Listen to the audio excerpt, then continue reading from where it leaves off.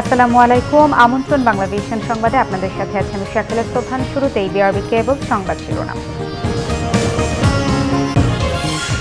জাহাজে করে স্বেচ্ছায় ১৬৪২ রোহিঙ্গাকে ভাসানচরে স্থানান্তর, মিলবে নিরাপত্তা সহ মৌলিক সব সুবিধা, আশ্বাস নৌবাহিনীর। টিকার পরও শিগগিরই যাবে না করোনা, সতর্ক করলেন জাতিসংঘ মহাসচিব। বাংলাদেশেও ভ্যাকসিন তৈরিতে প্রস্তুত, জানালেন প্রধানমন্ত্রী। সড়ক মহাসড়কে দুর্ঘটনায় প্রাণ ঝরছেই। মানিকগঞ্জে একই পরিবারের ৬ জন, টাঙ্গাইলের ৬ জন সহ বিভিন্ন জায়গায় ১৫ জনের করুণ মৃত্যু। বায়তুল মোকাররমের সামনে ভাস্কর্য বিরোধী মিছিল পণ্ড, সাম্প্রদায়িকতার শক্ত হাতে দমনের হুঁশিয়ারি ওবায়দুল কাদেরের। আলেমদের বিপথে নিচ্ছে সরকারি দাবি ডক্টর জাফরুল্লাহর। পদ্মা সেতুতে বসল ৪০তম স্প্যান, আরেকটি স্প্যান বসলে দৃশ্যমান হবে পুরো সেতু। কাজের সাম্প্রতিক গতিতে সন্তুষ্ট কর্তৃপক্ষ। দেখছিলেন বিআরবি কেবল সংবাদ শিরোনাম। এবারে বিস্তারিত। সব জল্পনা কল্পনার অবসান ঘটিয়ে অবশেষে ১৬৪২ জন রোহিঙ্গাকে ভাসানচরে নেওয়া হয়েছে।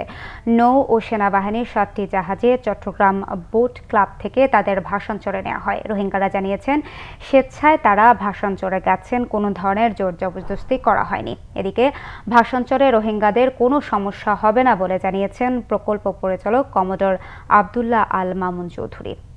আল মাসুম সবুজের ক্যামেরায় ভাসানচর থেকে জানাচ্ছেন ইমরুল কায়েস। কক্সবাজারের ক্যাম্পগুলোতে গাদাগাদি করে থাকা ১১ লাখ রোহিঙ্গার চাপ কমাতেই তাদের একটি অংশকে আনা হচ্ছে ভাসানচরে।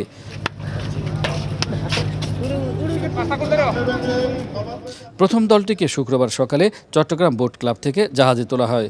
কারো উপর কোনো জোর করা হয়নি বলে জানান তারা।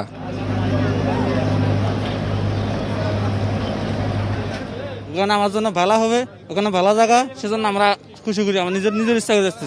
আর সুকালা বালার লাই অশান্তি যেন না ভাই, সুখ শান্তি যায়। আমরা পরিবারে ছজন আমি খুশি। বেগিলাল্লা সুবিধা দেখি মানে একটা ফানি লাক্কা ওরি মানে হনত দিন ফানি লাক্কা সমস্যা বদি ইয়ানোর মোতালেক ওনারা ব্যবস্থা করে দিবা আমরা আশা করি। সকাল 10:30টার দিকে জাহাজগুলো যাত্রা শুরু করে নোয়াখালীর ভাসানচরের উদ্দেশ্যে।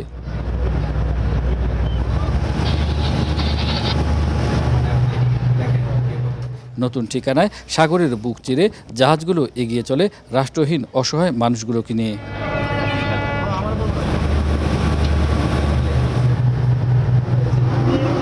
৩.৫ ঘন্টার সমুদ্র যাত্রা শেষে বেলা ২টায় ভাসানচর পৌঁছে রোহিঙ্গাবাহী জাহাজগুলো। ভাসানচর পৌঁছে ইতিবাচক প্রতিক্রিয়া জানান রোহিঙ্গারা।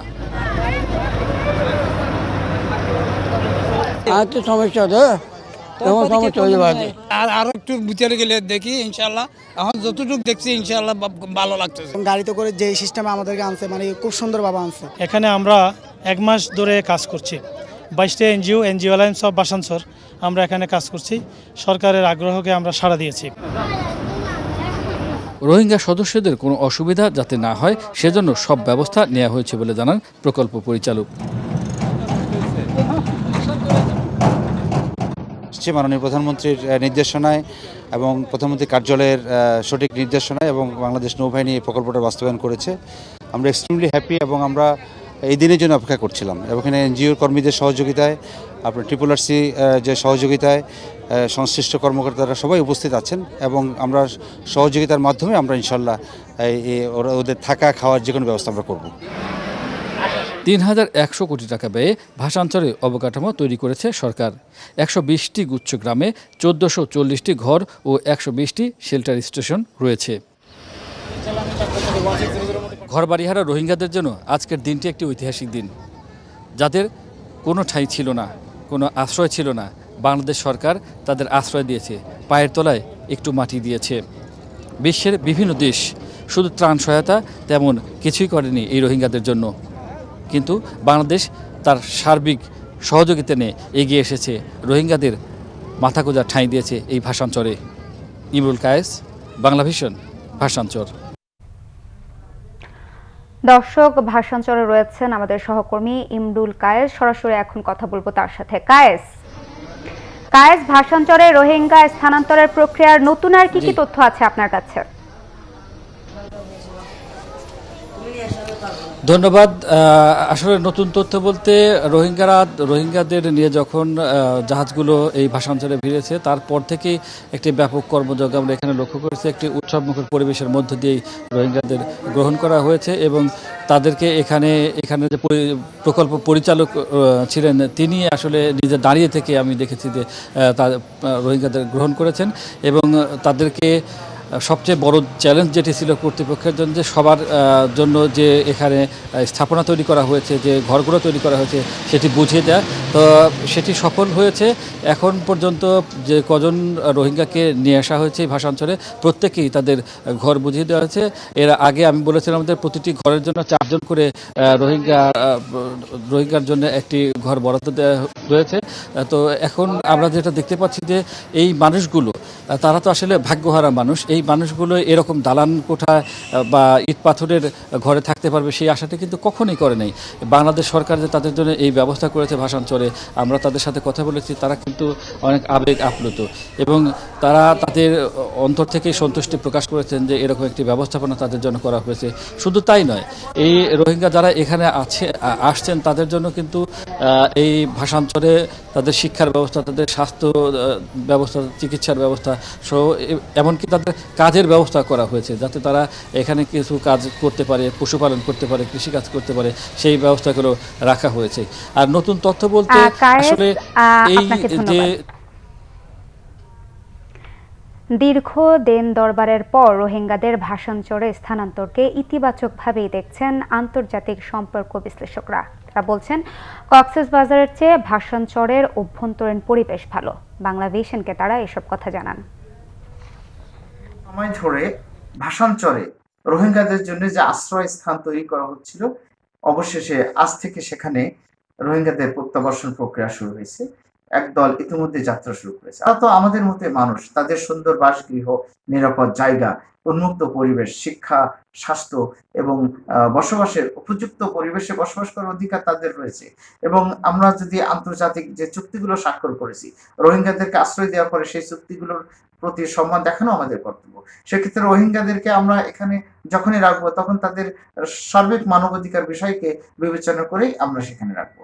তো সেটি বাংলাদেশ সরকার যেহেতু অনেকদিন ধরেই এ সম্পর্কে মতামত দিয়ে আসছে এবং সেটাকে চেষ্টা করছিল বাস্তবায়ন করতে, এখন সেটা শুরু হলো। কাজে সেটা হয়তো মূল্যায়ন সময় আসলে বোঝা যাবে সেটা কতটা সার্থক হলো বা না। কাজে আপাতত যেহেতু প্রক্রিয়া শুরু হচ্ছে এবং হয়ে গেছে, এটা এখন দেখার বিষয় যে এটা ভবিষ্যতে কতটা কার্যকরী হয় এবং সেটি হয়তো বাংলাদেশ সরকার যেটা করতে পারে যে এটিকে বিশ্বের কাছে একটা দৃষ্টান্ত হিসেবে তুলে ধরতে পারে যদি এটা সফলতা আনে। কম দামে করোনার ভ্যাকসিন নিশ্চিত করা, উন্নয়নশীল দেশগুলোতে তা উৎপাদনে প্রযুক্তি হস্তান্তরের এবং পরিস্থিতি মোকাবেলায় আর্থিক সহায়তা প্রদানকে অগ্রাধিকার দিতে বিশ্ব নেতাদের প্রতি আহ্বান জানিয়েছেন প্রধানমন্ত্রী শেখ হাসিনা। কোভিড-19 মহামারীর প্রেক্ষাপটে জাতিসংঘ সাধারণ পরিষদের 31তম বিশেষ অধিবেশনে প্রাক রেকর্ডকৃত ভাষণে তিনি এই আহ্বান জানান।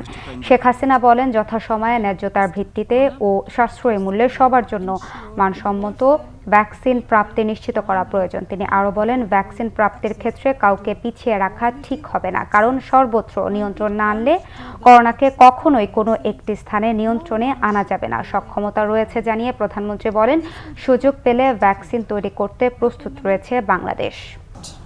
We need to ensure universal, equitable, timely and affordable access to quality vaccines. When it comes to the access to vaccines, no one should be left behind. This would help us defeat the pandemic, save lives, and accelerate our economic recovery. Developed countries should commit to technology transfer for the local manufacturing of vaccines in developing countries using IP rights waiver under TRIPS agreement. সড়ক দুর্ঘটনায় মানিকগঞ্জে একই পরিবারের 6 জন সহ 7 জন, টাঙ্গাইলে 6 জন এবং গাজীপুর ও নাটোরে আরও 2 জনের মৃত্যু হয়েছে। 4 জেলায় সড়কে ঝরেছে 15টি প্রাণ। চালকের বেপরোয়া গতি ও অসচেতনতাকে দুষছেন নিহত ও আহতদের স্বজন ও প্রত্যক্ষদর্শীরা। শুক্রবার ছুটির দিনেও বেপরোয়া বাস ও ট্রাকের চালকরা। মানিকগঞ্জ ও টাঙ্গাইলের দুই সড়কে মৃত্যুর মিছিল, ঝরেছে 13 প্রাণ। মানিকগঞ্জের দৌলতপুরে বাস চাপায় নিহত হয়েছেন সিএনজি অটোরিকশার 7 জন। চালক ছাড়া এদের 6 জনই একই পরিবারের। নিহতদের মধ্যে 4 জন পুরুষ, 2 নারী এবং 1 জন শিশু। শুক্রবার দুপুরে মানিকগঞ্জ দৌলতপুর সড়কের মূলকান্দি এলাকায় এ দুর্ঘটনা হয়। এদিকে ঢাকা টাঙ্গাইল মহাসড়কের মির্জাপুর উপজেলার কুর্নি এলাকায় সড়ক দুর্ঘটনায় এক নারী সহ 6 জন নিহত হয়েছেন। শুক্রবার সকালে বিকল একটি বাসকে পেছন থেকে ধাক্কা দেয় ফুলকপি বোঝাই একটি ট্রাক। এতে ঘটনাস্থলেই নিহত হন এক নারী সহ 4 জন। গুরুতর আহতদের উদ্ধার করে হাসপাতালে নেওয়া হলে সেখানে মারা যান 2 জন। যান্ত্রিক ত্রুটি দেখাতে নষ্ট হয়ে যায়, তখন যাত্রীরা সবাই নিচে নেমে বাসটার আশেপাশে দাঁড়ানো ছিল, কেউ দেখতেছিল, কেউ ধাক্কানোর চেষ্টা করছিল। এই অবস্থায় তরকারি বোঝায় একটি ট্রাক একই দিক থেকে আসে, উত্তরবঙ্গ থেকে, ও সেই বাসটার পিছনে ডান পাশে সজোরে ধাক্কা মারলে ঘটনাস্থলে 4 জন নিহত হয়। নিহতরা সবাই বাসের যাত্রী, সবাই রংপুরের অধিবাসী, রংপুর, পীরগঞ্জ বা ওই এলাকার বলে জানা যায়। টাকায় সে পিছন থেকে এমনভাবে মারলো, পরে যে আমার এই ঘরে যা লাগলো, ঘরে যা লাগার পরে ঘরে অনেক জিনিসপাতি ক্ষতি হয়েছে, টিপিটাও ভেঙে গেছে, তারপর সুকেশ মুকেশ তো সব হয়ে গেছে। ঘরের লোকজন ছিল তারাও ব্যথা পেয়েছে। তো কপাল ভালো, আমাদের কাঠটা ওই পাশে ছিল। মারা যাওয়া যেগুলো হাত পা ভাঙছে সেগুলো হাসপাতালে নিয়ে গেছে, অনেক ক্ষতি হয়েছে। অন্যদিকে গাজীপুরের শ্রীপুরে কাভার্ড ভ্যান চাপায় এক মোটরসাইকেল আরোহী এবং নাটোর ঢাকা মহাসড়কে বাস চাপায় এক পথচারী নিহত হয়েছেন। Bangla vision news desk. জুমার নামাজের পর বায়তুল মোকাররমের সামনে ভাস্কর্য বিরোধী মিছিলের চেষ্টা পণ্ড করে দিয়েছে পুলিশ। কোনো সংগঠনের পূর্ব নির্ধারিত কর্মসূচি না থাকলেও শুক্রবার দুপুরে শখানেক লোক কোনো ব্যানার ছাড়াই বায়তুল মোকাররমের উত্তর গেটে জমায়েত হয়ে বিক্ষোভ মিছিল শুরুর চেষ্টা করে। তারা ভাস্কর্য বিরোধী স্লোগান দেওয়া শুরু করে, পরে পুলিশ লাঠিপেটা করে তাদের ছত্রভঙ্গ করে দেয়। পুলিশের মতিঝিল জোনের অতিরিক্ত উপকমিশনার এনামুল হক মিঠু বলেন, কোনো ধরনের মিছিল বা সমাবেশ করতে হলে পুলিশের অনুমতি লাগবে। কিন্তু জুমার নামাজের পর কিছু লোক বায়তুল মোকাররম মসজিদ থেকে বের হয়ে ব্যারিকেড ভেঙে মিছিল শুরু করে। পুলিশ তাদের বিক্ষোভ বাদ দিয়ে সরে যেতে অনুরোধ করেন, কিন্তু তারা ভাস্কর্য বিরোধী স্লোগান দিতে থাকেন। গত কয়েকদিন ধরে বিভিন্ন ধর্মীয় সংগঠন ভাস্কর্য বিরোধী মিছিল সমাবেশ করে আসছিল বলে শুক্রবার দুপুরের আগেই বায়তুল মোকাররম, পল্টন, বিজয়নগর পানির ট্যাঙ্ক, নয়াপল্টন ও বিজয়নগরের আশেপাশের এলাকায় বিপুল সংখ্যক পুলিশ মোতায়েন করা হয়। নিরাপত্তার কড়াকড়ি বাড়ানো হয় শাহবাগ এলাকাগুলোতেও। কাউকে সন্দেহ হলে তাদের জিজ্ঞাসাবাদ বা তল্লাশিও করেন পুলিশ সদস্যরা। সাম্প্রদায়িক গোষ্ঠীকে উস্কানি দিয়ে দেশের পরিস্থিতি অস্থির করার পায়তারা চলছে বলে অভিযোগ করেছেন আওয়ামী লীগের সাধারণ সম্পাদক ওবায়দুল কাদের। এদিকে সাম্প্রদায়িক শক্তিকে কঠোর হাতে দমনের হুঁশিয়ারি দিয়েছেন দলের প্রেসিডিয়াম সদস্য শেখ ফজলুল করিম সেলিম। শুক্রবার দলের ধানমন্ডি কার্যালয়ে আয়োজিত অনুষ্ঠানে অনলাইনে যুক্ত হন আওয়ামী লীগ সাধারণ সম্পাদক ওবায়দুল কাদের। বলেন, আওয়ামী লীগ কাউকে আঘাত করতে চায় না, কিন্তু কেউ আক্রমণ করতে চাইলে পাল্টা আক্রমণ করবে আওয়ামী লীগ। উপজেলা ও পৌরসভা নির্বাচনে কেউ বিদ্রোহী প্রার্থী হলে ভবিষ্যতে তাকে আর কোনোদিন দলের মনোনয়ন দেয়া হবে না বলেও সতর্ক করেন ওবায়দুল কাদের। তারা এখন বিভিন্ন সামাজিক, ধর্মীয় কিছু আন্দোলনে উস্কানি দিয়ে যাচ্ছে। সরকারকে আজকে কোণঠাসা করার জন্য আপনাদের সকলকে সতর্ক থাকতে হবে। আমরা গায়ে পড়ে কারোর সাথে ঝগড়া করব না, আমরা আক্রমণকারী হব না, কিন্তু আক্রান্ত হলে আমরাও কিন্তু পাল্টা জবাব দিতে প্রস্তুত। কারণ আমাদের শিকড় বাংলাদেশের মাটি অনেক গভীরে। এদিকে বঙ্গবন্ধু এভিনিউতে যুবলীগের প্রতিষ্ঠাতা চেয়ারম্যান শেখ ফজলুল হক মনির জন্মবার্ষিকীর আলোচনা সভায় অনলাইনে যুক্ত হন আওয়ামী লীগের উপদেষ্টা মণ্ডলীর সদস্য তোফায়েল আহমেদ এবং প্রেসিডিয়াম সদস্য শেখ সেলিম। ফজলুল হক মনির স্মৃতিচারণ করেন তারা। অভিযোগ তোলেন ভাস্কর্য নিয়ে সাম্প্রদায়িক উস্কানির। তিনি একদিকে নেতা, জাতীয় নেতা ছিলেন, একদিকে তিনি সাংবাদিক ছিলেন, একদিকে বড় লেখক ছিলেন। আর কোন সাম্প্রদায়িক শক্তি যেন বাংলাদেশে মাথা উঁচু করে দাঁড়াতে না পারে, এই কথা আমাদের সবসময় মনে রাখতে হবে। এদের বাংলাদেশে আর কোনো সাম্প্রদায়িক রাজনীতি করতে যত বড় শক্তিশালী হোক না কেন। আর আমি সরকারকে বলবো যে এদের বিরুদ্ধে কোনো দুর্বলতা নাই, অবশ্যই কঠোর হস্তে এদের দমন করতে হবে। দিনের শুরুতে ধানমন্ডি ৩২ নম্বরে জাতির পিতা বঙ্গবন্ধু শেখ মুজিবুর রহমানের প্রতিকৃতিতে ও পরে বনানী কবরস্থানে শহীদ শেখ ফজলুল হক মনি সহ সব শহীদের প্রতি শ্রদ্ধা জানান যুবলীগ নেতারা। বাংলাদেশে কোনোদিনও মৌলবাদী নীতির ঠাঁই হবে না বলেও মন্তব্য করেন যুবলীগ চেয়ারম্যান শেখ ফজলে শামস পরশ। মুহিবুল্লাহ মুহিব, বাংলা ভিশন, ঢাকা। গণস্বাস্থ্যের প্রতিষ্ঠাতা ডাক্তার জাফরুল্লাহ চৌধুরী দাবি করেছেন, নানা নৈরাজ্য থেকে দৃষ্টি সরাতেই সরকার আলেমদের বিপথে চালিত করছে। তাদেরকে সে পথ থেকে সরে আসার আহ্বান জানান তিনি। জাতীয় প্রেস ক্লাবের সামনে এক সংক্ষিপ্ত সমাবেশে জাফরুল্লাহ চৌধুরী আলেম সমাজকে দ্রব্যমূল্য বৃদ্ধি ও হারানো গণতন্ত্র নিয়ে কথা বলার আহ্বান জানান। তিনি বলেন, দ্রব্যমূল্যের যে ঊর্ধ্বগতি সেজন্য মুক্তিযুদ্ধ করেননি তারা। এদিকে সরকারের কোনো দৃষ্টি নেই। করোনার ভ্যাকসিনও $2 বেশি দামে আনা হচ্ছে অভিযোগ করে জাফরুল্লাহ বলেন, সরকারি কোম্পানির মাধ্যমে কেনা হলে কম দামে পাওয়া যেত। রাজধানীতে পূর্ব অনুমতি ছাড়া সভা সমাবেশে নিষেধাজ্ঞা থাকায় পুলিশ প্রেস ক্লাবের সামনে দাঁড়াতে বাধা দেয়। পরে ডাক্তার জাফরুল্লাহ চৌধুরী পৌঁছালে অনেক অনুরোধে কিছুক্ষণের জন্য সমাবেশ হয়। আজকে চারিদিকে যে নৈরাজ্য, এই নৈরাজ্য থেকে দৃষ্টি সরানোর জন্য সরকারই আলেমদেরকে বিপদে চালিত করেছে। আজকে পুলিশকে দিয়ে যে হঠাৎ নোটিশ ডিএমপির, এটা পুলিশ সরকারের খাদেম না, জনগণের খাদেম। আর আলেমদের বলি অযথা বিতর্কে না জড়িয়ে বরঞ্চ আন্দোলনেই আসেন।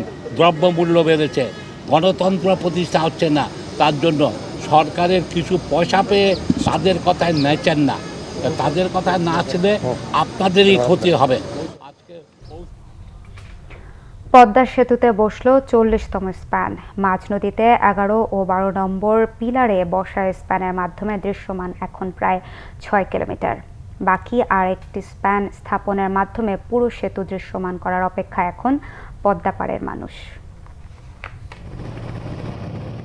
আগে থেকেই মাওয়া পাড়ে টানা 10টি আর জাজিরা পাড়ে টানা 29টি স্প্যান বসানো আছে। সব মিলে দৃশ্যমান 39টি স্প্যান। মাঝ নদীতে বাকি 2টি স্প্যান। বৃহস্পতিবার রাতেই মাওয়ার কুমারভোগ ইয়ার্ড থেকে 40তম স্প্যানটি প্রায় 2 কিলোমিটার দূরের পিলারের কাছে এনে রেখেছে কেন তিয়ান ইও। কুয়াশার কারণে 1 ঘন্টা দেরিতে শুক্রবার 9:30টায় শুরু হয় 40তম স্প্যানটি পিলারের উপর স্থাপনের কাজ। সেনাবাহিনীর 4টি স্পিডবোটের নিরাপত্তার মধ্যে মাত্র 2 ঘন্টায় পিলারের উপর তুলে দেওয়া সম্ভব হয় 40তম স্প্যান।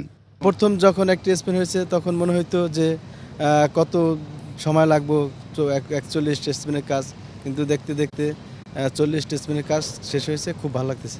সম্ভব হয়েছে আমাদের প্রধানমন্ত্রী দেশরত্ন শেখ হাসিনার কারণে। এখন পদ্মা সেতু বাস্তবতা। সাম্প্রতিক সময়ে কাজের অগ্রগতিতে সন্তুষ্ট প্রকল্প কর্তৃপক্ষ বলছে, আগামী 10 দিনের মধ্যে সর্বশেষ 41তম স্প্যানটি স্থাপনের মধ্য দিয়ে দৃশ্যমান হবে পুরো সেতু। বসে গেল পদ্মা সেতুর 40তম স্প্যান। বাকি আর মাত্র একটি স্প্যান বসার মধ্য দিয়ে দুরন্ত পদ্মাকে 2 পারে জুড়ে ফেলবে স্বপ্নের পদ্মা সেতু। তারপর রেলপথ আর সড়কপথ নির্মাণের মধ্য দিয়েই দেশের দক্ষিণ পশ্চিমাঞ্চলের মানুষের স্বপ্ন পাবে বাস্তব রূপ। রকুনুজ্জামান, বাংলা ভিশন, মাওয়া, মুন্সিগঞ্জ। করোনা সংক্রমণে দেশে আরও 24 জনের মৃত্যু হয়েছে। এ নিয়ে মোট মৃতের সংখ্যা দাঁড়ালো 6,772 জনে। শুক্রবার স্বাস্থ্য অধিদপ্তরের এক বিজ্ঞপ্তিতে এই তথ্য জানানো হয়। গত 24 ঘন্টায় 15,430টি নমুনা পরীক্ষায় 2,252 জনের করোনা শনাক্ত হয়েছে। এ নিয়ে দেশে মোট করোনা শনাক্তের সংখ্যা দাঁড়ালো 4,73,991 জনে। গত 24 ঘন্টায় করোনা থেকে সুস্থ হয়েছেন 2,572 জন। আর সব মিলিয়ে করোনা থেকে সুস্থ হয়েছেন 3,90,951 জন। গত 24 ঘন্টায় করোনা শনাক্তের হার 14.59, সুস্থতার হার 82.48 আর মৃত্যুর হার 1.43। রাজধানীতে মাস্কের ব্যবহার বাড়লেও বাড়েনি সচেতনতা। করোনা মোকাবেলার অংশ হিসেবে নয়, প্রশাসনের ভয়ে মুখে ঝুলিয়েছেন অনেকে। মাস্কের শতভাগ ব্যবহার নিশ্চিত করতে আজও রাজধানীর বিভিন্ন জায়গায় প্রচার প্রচারণা আর জরিমানা করেছেন নির্বাহী ম্যাজিস্ট্রেটরা। ছুটির দিনে কেনাকাটায় অংশ নেন অনেক মানুষ, তাই মাস্কের ব্যবহার নিশ্চিতে এসব দিনে বড় বড় মার্কেটের ভেতরে বাইরে অভিযান চালানো হয়। সকালে গাউসিয়া এলাকায় মাস্ক না পরায় জরিমানা করা হয় অনেককে। মাস্ক না ব্যবহারের পেছনে নানা অজুহাত সাধারণ মানুষের। তাড়াহুড়া এই দেখেন জুতো মোজাও পরি নেই, কোনো মতো আমি চলে আসছি, একটু তাড়াহুড়া ছিল, সরি। চা খাইতেছিলাম এখানে খাড়া চা খাওয়ার সাথে নগদে মাস্কটা পরছি আমি এখনই কিনতে আসছি, পকেটে ছিল, আমার ব্যাগে আছে। শুধু বাইরে নয়, মার্কেটের ভেতরেও মাস্ক না পরতে দেখা যায় অনেককে। মুখে অভিযানকে স্বাগত জানালেও কার্যত মাস্ক না ব্যবহার করায় দোকানীদের গুনতে হয় জরিমানা। অভিযান খুব ভালো, আমার একান্ত ভালো, কিন্তু হঠাৎ আমি তো বেআইনি কাজ করছি। এটা এসি মার্কেট, এটা অনেক সময় কাস্টমার আসে, কথা বলার সময় হয়তো একটু রাখতে চায়, করতে চায়, এটা হয়তো অসচেতনতার জন্য। 5 মিনিট হয় নাই মাইছি, 5 মিনিট জুতাই তো খুলি নেই, এই যে জুতা হাতে ব্যাগ। আপনার যে এ সময় দায়িত্বরত ম্যাজিস্ট্রেট জানান, এসব অভিযানে মানুষ সতর্ক না হলে আরো কঠোর ব্যবস্থা নেওয়া হবে। যদি দরকার হয় আমরা জরিমানার পরিমাণ বাড়াবো এবং জেল দরকার হলে আমরা সেই দিকেও যাব। তারপর আমরা চাই সবাই মাস্ক পরিধান করবে, করোনা ভাইরাসকে আমাদের গুরুত্ব দিয়ে নিতে হবে। শীত বাড়ার সঙ্গে সঙ্গে করোনার দ্বিতীয় ঢেউয়ে দেশে বাড়ছে আক্রান্তের সংখ্যা, তাই বারবার স্বাস্থ্যবিধি মানার ব্যাপারে তাগিদ দিয়ে যাচ্ছে সরকার। শিহাব হোসেন, বাংলাভিশন, ঢাকা। শীত জেঁকে বসেছে উত্তরের জেলাগুলোতে। ঘন কুয়াশা আর হিমেল বাতাসে জবুথবু অবস্থা অনেক জেলায়। শীতের তীব্রতা বাড়তে শুরু করেছে গাইবান্ধায়। ভোরবেলা কুয়াশায় ঢাকা থাকছে পথঘাট। তীব্র শীতের মধ্যেই জমিতে সেচ কাজ করছেন কৃষকরা। জীবিকার তাগিদে কর্মস্থলে যেতে হচ্ছে মানুষকে। কুয়াশার কারণে দিনের বেলাও হেডলাইট জ্বালিয়ে যানবাহন চলাচল করতে দেখা গেছে।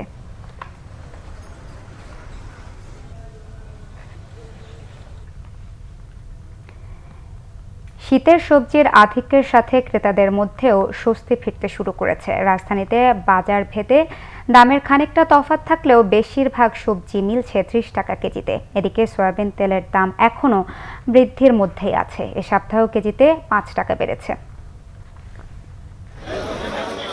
ডিসেম্বরের প্রথম সপ্তাহে শীতের সবজিতে যেন ঠাসা বাজার, তাই দামও কমছে দ্রুত। বাজারে আসা নতুন আলু, লাউ, টমেটো বাদ দিলে কারণ বাজারের বেশিরভাগ সবজি মিলছে 20 থেকে 25 টাকা কেজিতেই। জিনিসপত্রের দাম বর্তমানে আমদানি হতেছে, জিনিস তাই বলে দাম মনে করেন অনেক কম হয়ে যেতেছে। দাম সব 20 টাকা, সব 20 টাকা, একবার দাম সস্তা। ফুলকপি কিনা আপনার 10 টাকা 12 টাকা, বেশি 20 টাকা। সবজির দাম নিয়ে সন্তুষ্টের কথা জানান ক্রেতারা। আগে থেকে কমছে, এখন শাক কিনছি 20 টাকা, বেগুন 20 টাকা, সিম 20 টাকা। বাঁধাকপির দামও কমতেছে, পেঁয়াজের দাম দেখলাম একটু কমতেছে, তারপর বেগুন, মিষ্টি কুমড়া, কাঁচা কলা, বিভিন্ন সবজির দাম আস্তে আস্তে একটু কমতেছে। কারণ বাজারের তুলনায় রাজধানীর অন্য বাজারগুলোতে সব ধরনের সবজি কেজিতে 10 টাকা পর্যন্ত বেশিতে বিক্রি হচ্ছে। কপি 30 টাকা পিস, এই ওলকপি হলো 50 টাকা কেজি, সিম হলো 40 টাকা কেজি। এদিকে আতঙ্কের তালিকায় যেন যুক্ত হয়েছে সয়াবিন তেল। গেছে সপ্তাহ থেকে এই সপ্তাহ সয়াবিন তেলের দাম লিটারে 4 টাকা করে বাড়ছে, বোতল জাতিগুলা। এখনো বাড়তির রেটে নিতেছে কোম্পানিরা, বলতেছে আরো বাড়বে।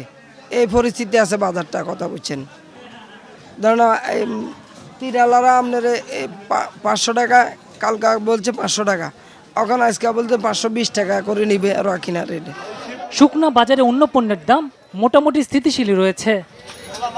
জিএম হাসান, বাংলাভিশন, ঢাকা। সংবাদ শেষ করব বিআরবি কেবল সংবাদ শিরোনামগুলো আরেকবার জানিয়ে। জাহাজে করে স্বেচ্ছায় 1642 রোহিঙ্গাকে ভাষান্তরে স্থানান্তর, মিলবে নিরাপত্তা সহ মৌলিক সব সুবিধা, আশ্বাস নৌবাহিনীর। টিকার পরও শিগগিরই যাবে না করোনা, সতর্ক করলেন জাতিসংঘ মহাসচিব। বাংলাদেশও ভ্যাকসিন তৈরিতে প্রস্তুত, জানালেন প্রধানমন্ত্রী। সড়ক মহাসড়কে দুর্ঘটনায় প্রাণ ঝরছে। মানিকগঞ্জে একই পরিবারের 6 জন, টাঙ্গাইলে 6 জন, বিভিন্ন জায়গায় 15 জনের করুণ মৃত্যু। বায়তুল মোকাররমের সামনে ভাস্কর্য বিরোধী মিছিল পণ্ড, শক্ত হাতে দমনের হুঁশিয়ারি উবায়দুল কাদেরের। আলেমদের বিপথে নিচ্ছে সরকারি দাবি ডাক্তার জাফরুল্লাহ। পদ্মা সেতুতে বসলো 40তম স্প্যান, আরেকটি স্প্যান বসলেই দৃশ্যমান হবে পুরো সেতু। কাজের সাম্প্রতিক গতিতে সন্তুষ্ট কর্তৃপক্ষ। এই ছিল এখনকার মতো। পরের সংবাদ রাত 10:30টায় দেখার আমন্ত্রণ রইল। এছাড়া বাংলাভিশন সংবাদ ও সংবাদ সংশ্লিষ্ট অনুষ্ঠান দেখতে লগ ইন করুন facebook.com/বাংলাভিশন এবং সাবস্ক্রাইব করুন youtube.com/বাংলাভিশন নিউজে। এতক্ষণ সাথে থাকায় ধন্যবাদ সবাইকে।